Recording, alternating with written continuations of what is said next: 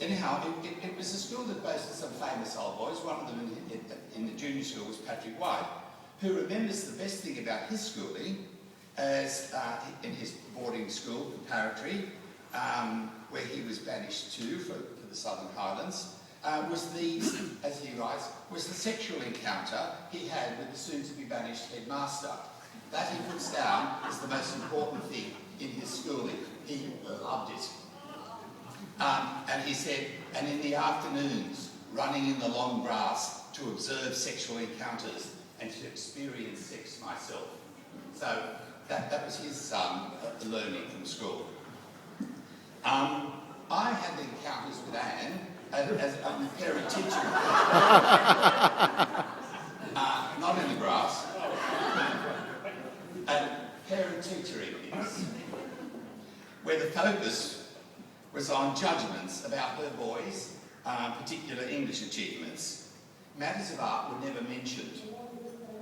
One day, a colleague drew my attention to an article in, I'm not sure whether it was Good Housekeeping or Home Beautiful, but certainly it was a publication that struck me as having a few notches up from my staple Woman's Weekly, which in those days, of course, was weekly. You know Ann Lewis, don't you? Yes, I teach the boys. Oh, well, she's got a painted ceiling by John Olsen and art on her walls. I would have thought nothing extraordinary about that. We at Maroubra had a ceiling painted by Cess Brownlow. And we had beautiful framed Safala on the lounge room. And a drover's wife in the living room. So, and I'm not quite sure to this day whether the etched glass mirror with the Egyptian scene of palm trees, pyramids, camels and sand dunes, obviously to the Maroubra dunes on which we lived, was art, but it certainly was big. And I assume it cost a bob or two. The first glance at those pages from the Good Home Beautiful of Anne's house and collection took my breath away.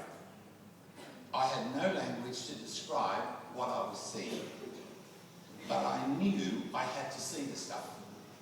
So, a phone call, and I ingratiated myself for the first of many visits to 8 Bayview Hill Lane.